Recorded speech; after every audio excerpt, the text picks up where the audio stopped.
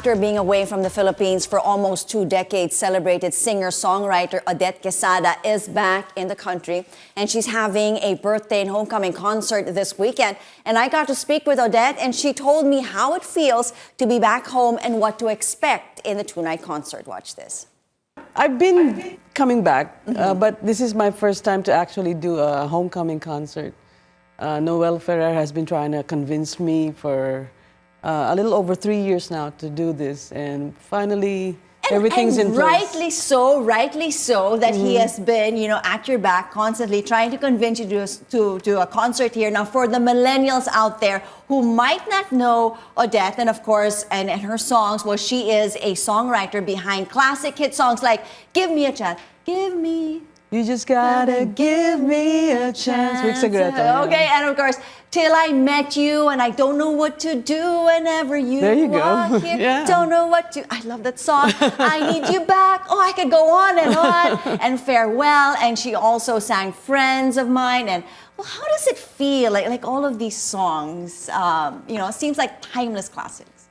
When I was writing them and I was a teenager, of course, I'm just writing them thinking, I hope it becomes a hit, but not realizing that 30 years, 35 years down the line, that people are still getting to hear them over the radio. Because one time we were in a Grab car and it started playing, and I said, my songs are still on the radio.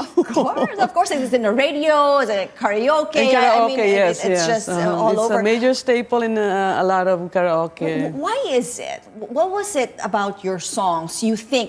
Looking back, hindsight. Of course, while you were writing it, you weren't sure where it would go. But looking back, it's like, okay, I think maybe it was because of the simplicity of it. Like everybody can relate to it. The subject matter is usually unrequited love, or like friend of mine is the now officially become the friend zone song. And I think most Filipinos are into unrequited love stories. Well, we're such a hopeless romantic nation. Yeah. Yes, we do, and with revivals coming left and right, Yeah. your songs are constantly being sung by a lot of people. Now, you were also gone for how long? How long have you been away from the music scene? About 20 years. Okay. And you've been gone for some time, and you're overseas. Yeah, I live in Los Angeles. And of course, you have a son now that's not so young anymore. Not so young anymore. Well, what is it that you miss most about the Philippines? A lot of the food. Although we do have Filipino restaurants in the States, iba pa rin yung dito and how it's fusioned and created here. I miss my friends. Do you miss performing at all in singing, or were you also performing? Since I turned 50 about 5 years ago, because I am 55, I just recently turned 55. And when I turned 50, my friend said, do something that scares you the most. In your 50s, let's do that. That should be your goal. And I said, no. What scares me the most is getting back on stage. No. Then you should do that. Why does it scare you? Because I haven't been on stage for a long time. But isn't like in your DNA? Isn't like in your system? No, but the thing is, Christine, even when I was in my teens and my early 20s, I enjoyed the work process, going to the studio, writing the songs, going to the studio, producing the songs, telling the singers how to sing it. But the actual stage performances, I wasn't really that keen on it. Really? Especially all the TV appearances I used to do before. It was the last thing I wanted to do. Why was it? I'm trying to figure out, because like most celebrities, you're just so comfortable in front of the camera and performing, and I could fake it.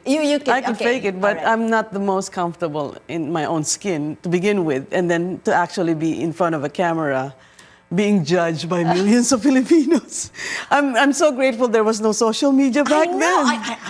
I know. But now, okay, we're conquering fears. We're doing things, now that we hit our 50s or our 55. You are back in the country for a 2-night concert. 2-night concert at the BGC Arts Center. And this is entitled Hopeless Romantic. Which you are, and which we all are. I will always be one. So do tell us more about the concerts. Do you have any guests Sure. and the type of songs? And you are going to be singing on stage. Yeah, I'll be on stage together on January 17th. That's a Friday, 8 p.m., BGC Arts Center. My special guest would be Kulidesma. And joining us is, well, Martin said I could say his name now. So Martin Rivera. Yay! And a certain national artist. Secret. And introducing Armand Ferrer. Okay. I think he's a stage actor. He's got a beautiful voice.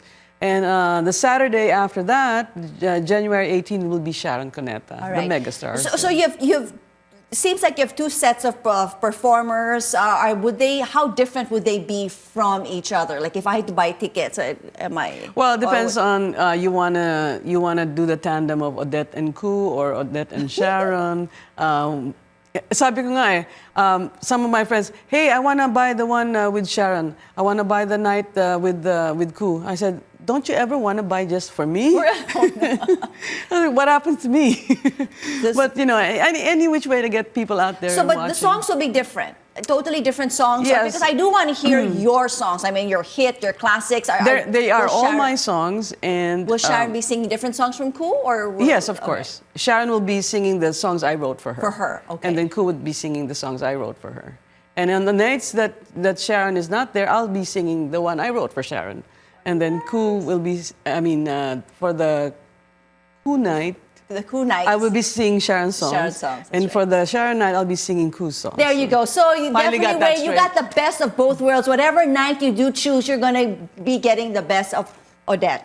Yes, you sure guarantee it. No, okay, so you have been writing songs not only for yourselves, but also for other artists. Now, what's the one thing? I mean, any advice to upcoming songwriters? How does it feel writing songs for other artists? I mean, do you have an attachment to one particular song and say, "Ay, sana I sang it," or?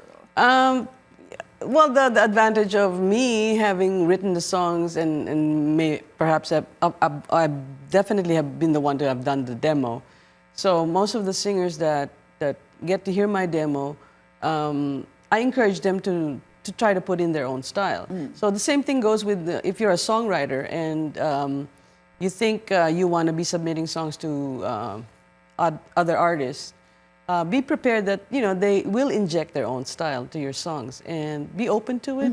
But at the same time, you also have to let them know that, well, the melody is this melody and try to keep it in the melody that I wrote it in.